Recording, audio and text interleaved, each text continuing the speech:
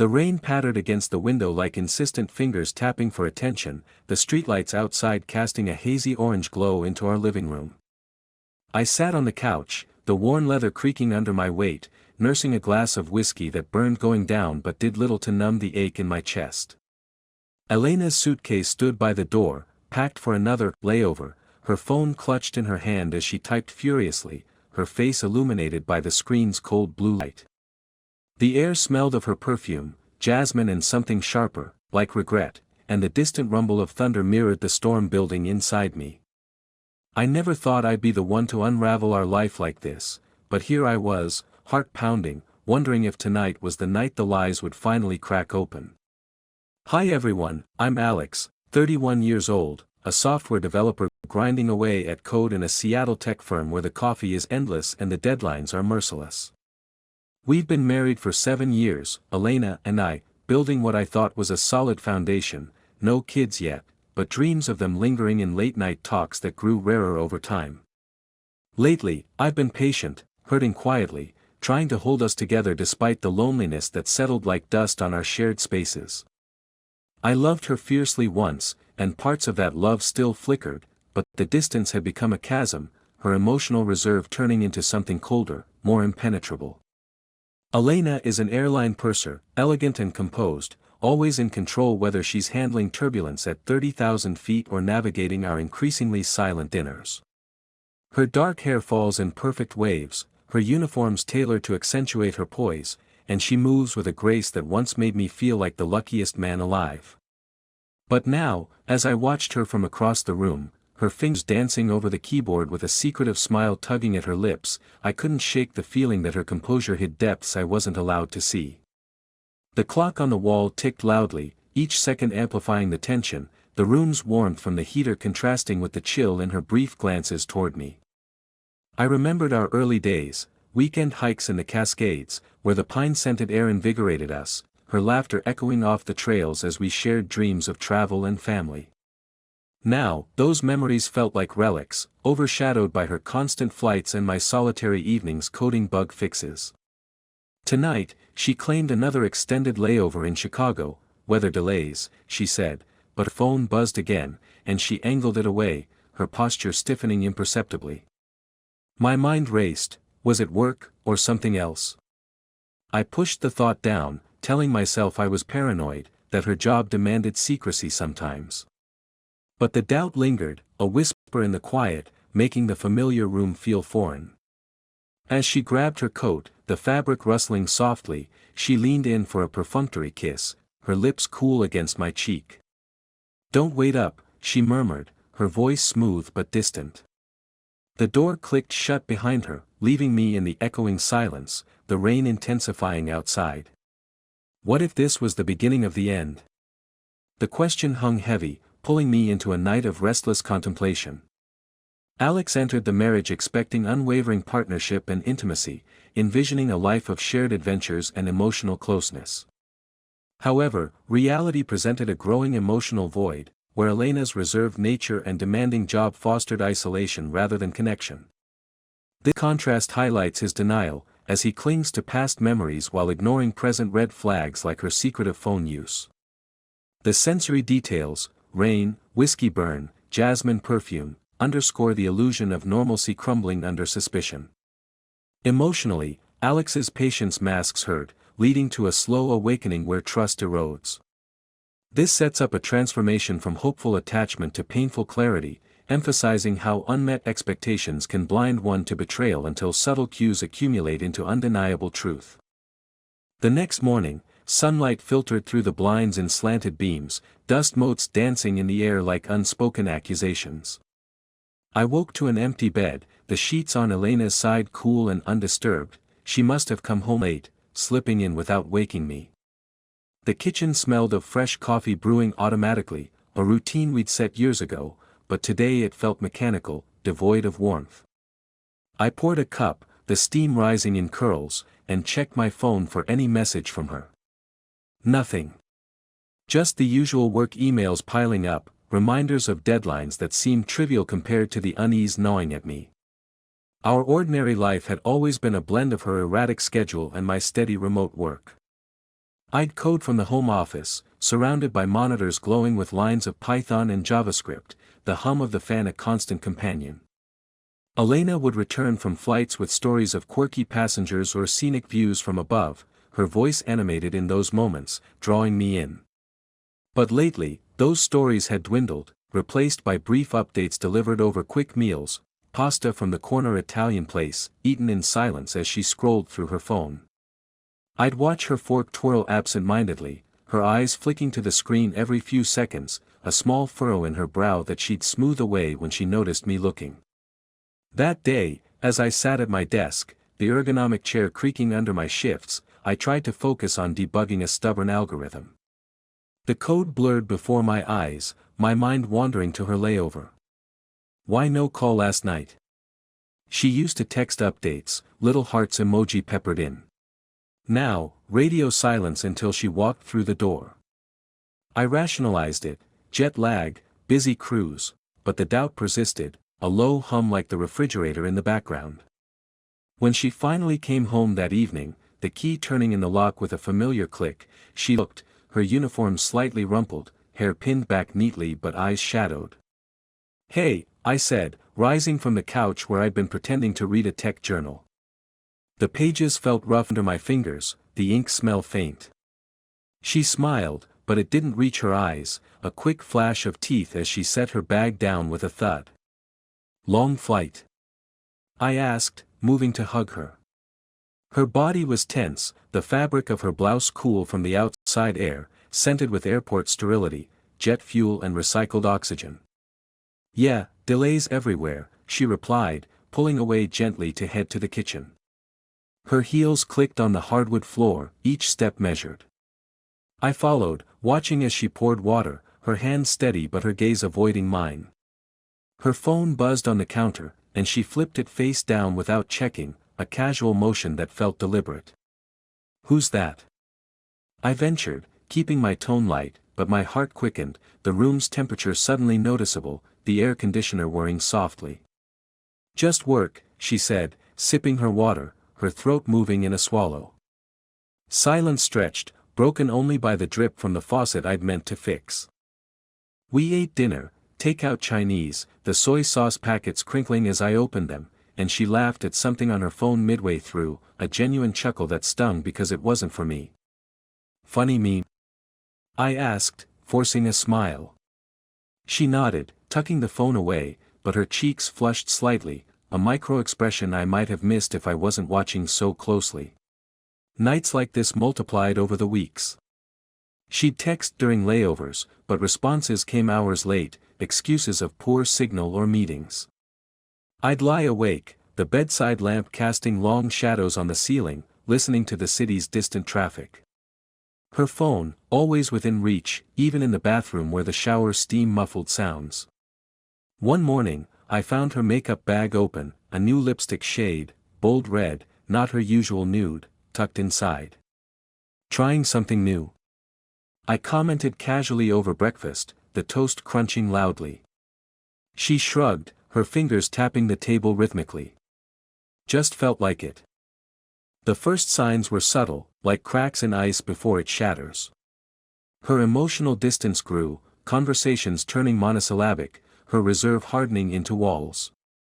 I'd touch her hand across the table, feeling the coolness of her skin, and she'd withdraw with a polite smile. Inner thoughts plagued me, am I overthinking? Is it stress? But the loneliness deepened, a hollow in my chest during solitary walks in the park, leaves crunching underfoot, the autumn chill biting. Friends noticed, Mark, my coworker, clapped my shoulder at a team lunch, the cafeteria noise buzzing around us. "You okay, man?" Seemed distant. I brushed it off, but inside, the hurt festered. One evening, as we watched TV, the laugh track echoing hollowly, her phone lit up again. She glanced at it, a small smile curving her lips, then dimmed the screen. My stomach twisted, the remote slick in my palm. What was so captivating? The question burned, but I swallowed it, fearing the answer. Little did I know, these signs were the prelude to a storm that would upend everything. Key mistakes in this phase include Alex's reluctance to address the growing distance directly, stemming from fear of conflict, which allowed Elena's secrecy to flourish unchecked. Elena's error lies in her increasing defensiveness and evasion, perhaps driven by guilt or denial, exacerbating the emotional rift. These missteps reveal patterns of avoidance in both. Alex rationalizes to preserve peace, while Elena hides to maintain control. The lesson emerges in recognizing that ignoring subtle shifts, like delayed responses or hidden screens, permits betrayal to take root.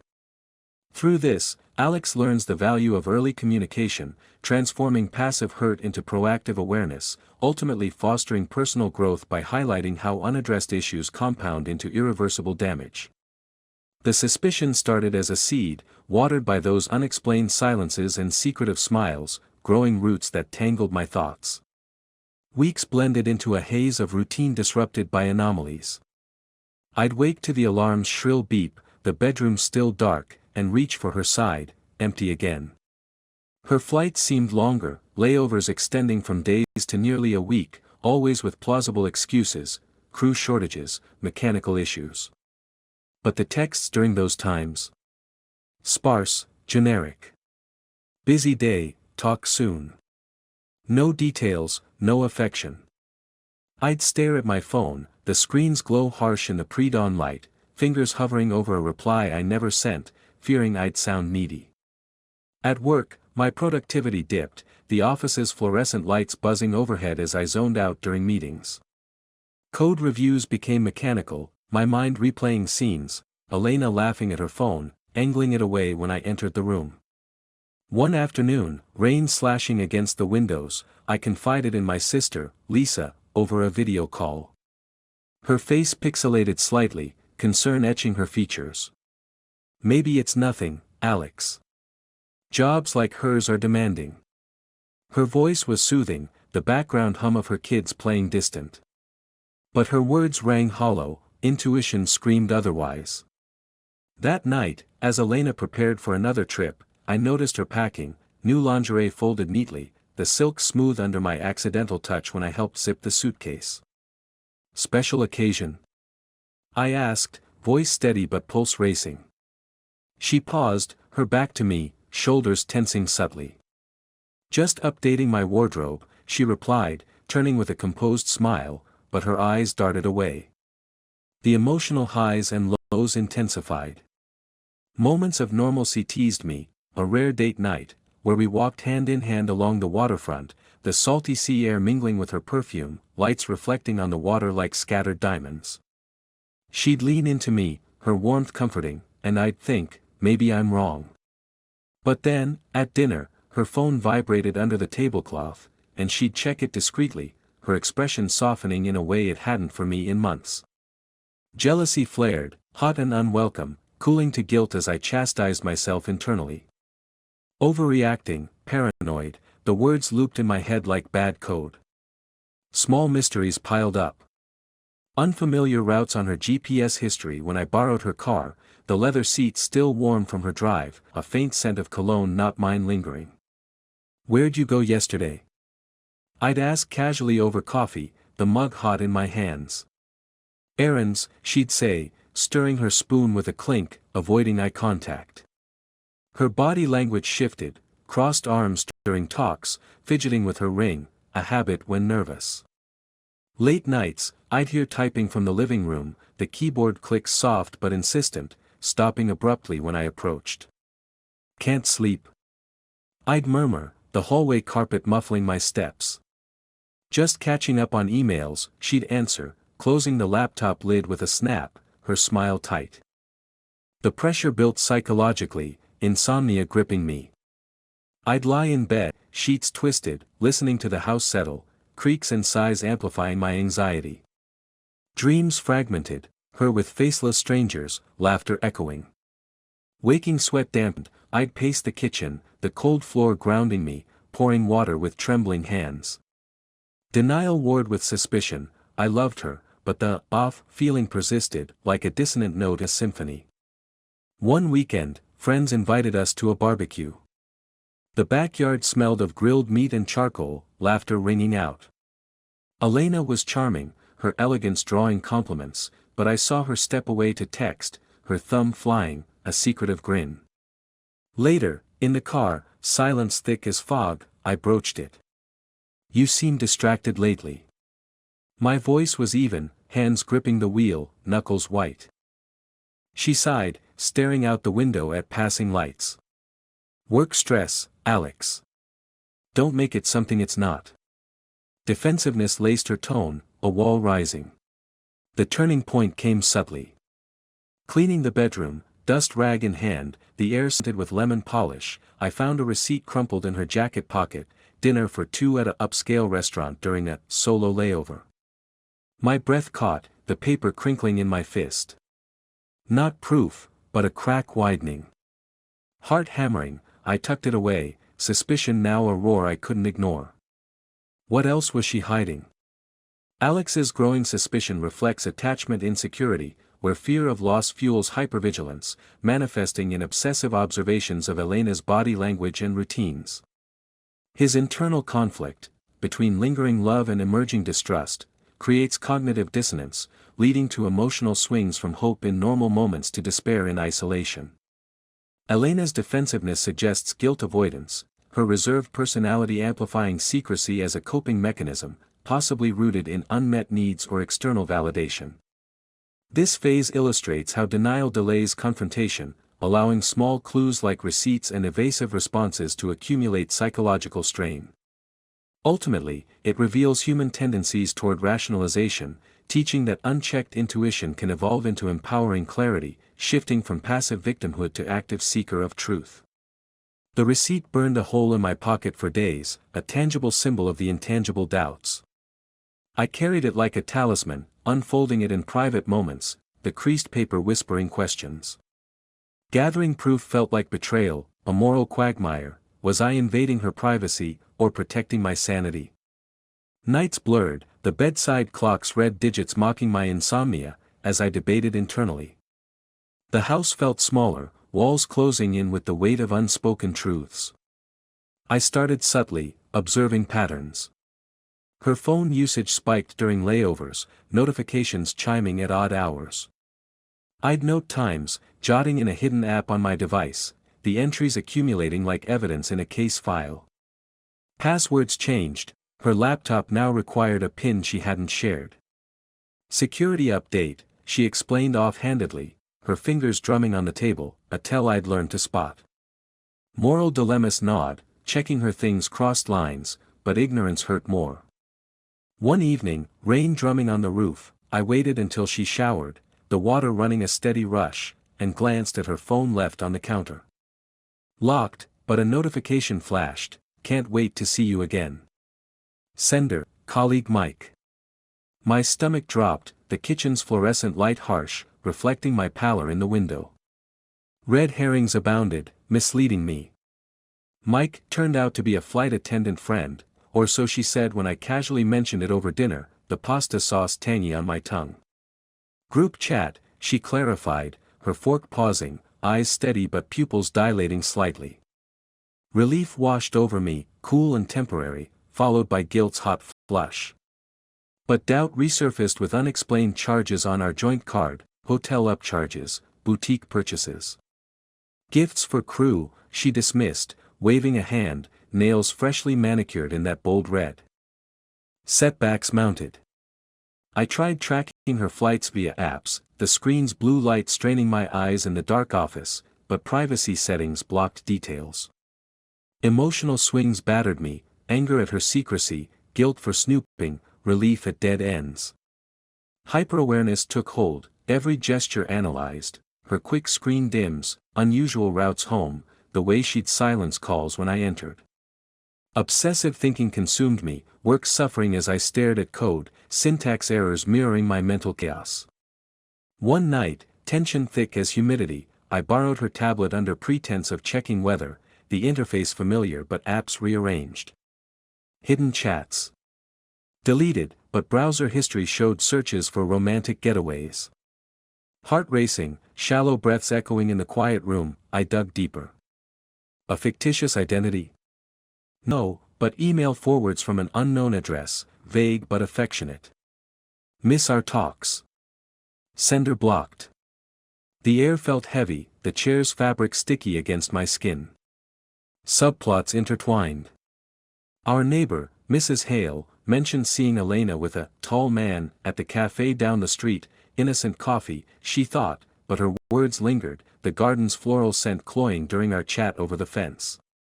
Family weighed in, my parents during a visit, the living room filled with the aroma of baked goods, hinted at strain. She seems distant, Mom said, her hand on mine warm. Friends like Mark noted my distraction at a bar, beer foam clinging to glasses, urging me to talk. These threads converged, amplifying pressure. The brink came via a red herring turned clue. A fake date night she cancelled last minute, emergency shift, but her car GPS showed a detour to a hotel. Insomnia peaked that night, ticking clock maddening. Then, a breakthrough, accessing shared cloud photos, the login trembling fingers, revealed deleted images, her with a man, arms linked, smiles intimate. Not proof absolute, but undeniable. The screen blurred through tears, the room's silence deafening. Confrontation loomed, inevitable. The gathering of proof unfolds in stages, initial observation of patterns, moral wrestling with invasion, encounters with red herrings that offer false relief, and escalating discoveries building to irrefutable evidence. The point of no return occurs with the photo revelation, where suspicion solidifies into certainty, rendering reconciliation improbable as trust fractures irreversibly. This progression highlights Alex's shift from denial to action, driven by accumulating psychological pressure. Elena's concealed motives, perhaps seeking emotional fulfillment elsewhere, intersect with Alex's investigation, exposing deep relational flaws. The analysis underscores how each stage compounds emotional strain, leading to a climax where overlapping secrets collide, transforming passive hurt into decisive empowerment.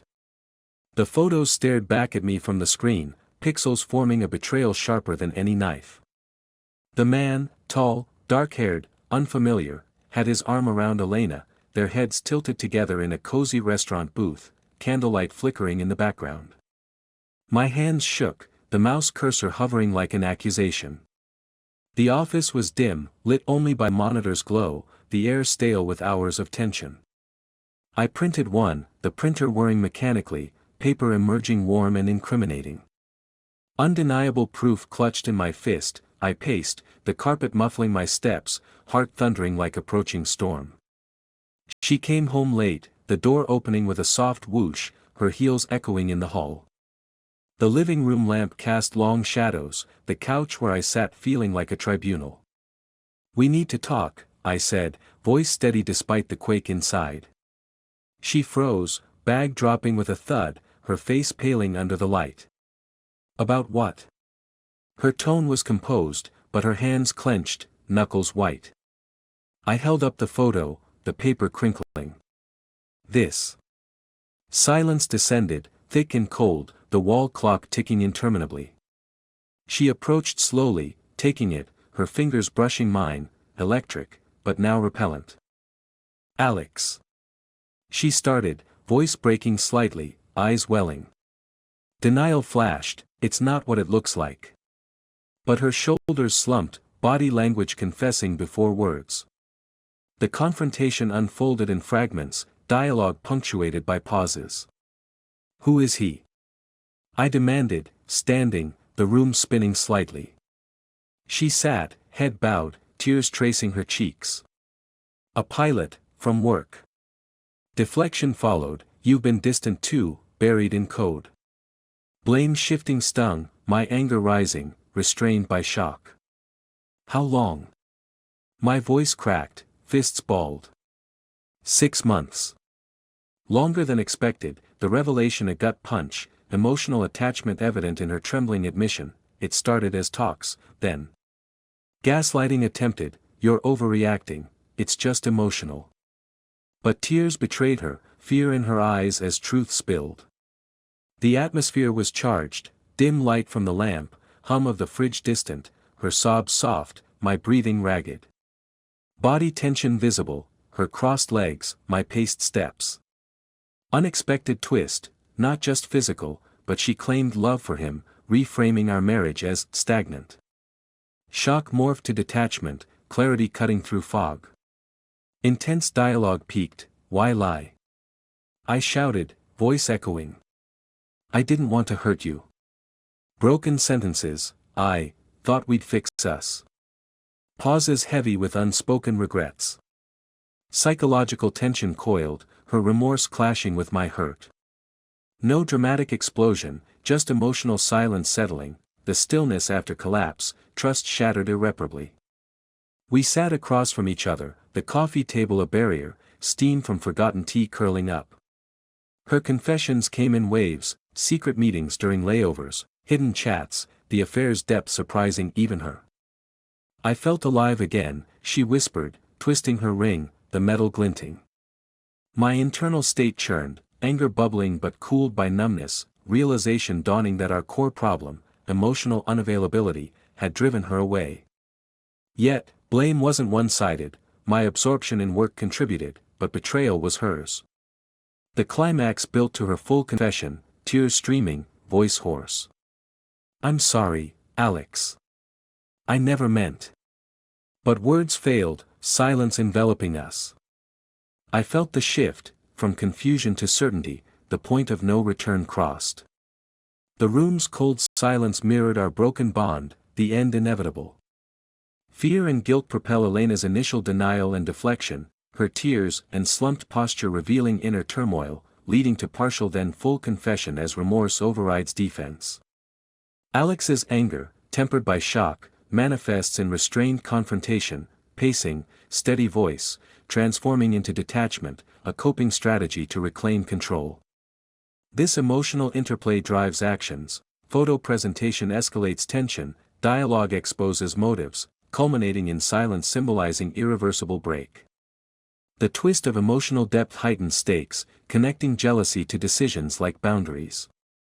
Consequences include immediate relational collapse, teaching that emotions unchecked lead to destructive choices, while processing them fosters growth and moral ambiguity resolution. The days after the confrontation blurred into a weary haze, the house echoing with absence even as we shared space. Cold interactions defined us, brief nods in the hallway, avoided eye contact over shared meals that tasted ashes. I slept on the couch, the fabric rough against my skin, the living room's morning light filtering through curtains in pale shafts. Practicalities loomed, discussions about division of assets, the joint account statement spread on the table like autopsy reports, numbers cold and final. I'll move out, she said one evening, voice flat, packing boxes rustling in the background. External reactions varied. Family rallied, Lisa called daily, her voice warm over the phone, kids' laughter a bittersweet reminder of what we never built. You're strong, Alex, she encouraged, while parents offered the guest room, their home's familiar scent of wood polish welcoming during visits. Friends like Mark listened over beers, the bar's dim lights and clinking glasses providing solace. Legal consultation followed, the lawyer's office sterile, air-conditioned chill, papers signed with a pen that felt heavy. Elena's behavior shifted, initial regret in pleading texts, "Can we try therapy?" Fading to detachment, her composure returning as she focused on logistics. My psychological evolution accelerated, grief's waves crashing, then receding to clarity. Therapy sessions, the counselor's room softly lit, leather chair creaking, helped unpack the loneliness, transforming hurt into self-respect. Boundaries established, no contact beyond necessities, ring removed with a quiet click, placed in a drawer. First act of independence, a solo hike, boots crunching gravel, fresh pine air invigorating, symbolizing reclaim. New routines emerged, morning runs, the pavement cool underfoot, endorphins sparking hope. Hobbies revived, coding personal projects, screen glowing late, satisfaction in creation. Social life bloomed, dinners with friends, laughter genuine, a tentative date where coffee steamed warmly, conversation flowing. Empowerment grew, freedom tasting sweet after confinement. Reflection deepened, betrayal taught vigilance, small signs ignored snowballing. I understood her motives, seeking spark amid our distance, but forgave without forgetting, closure in acceptance.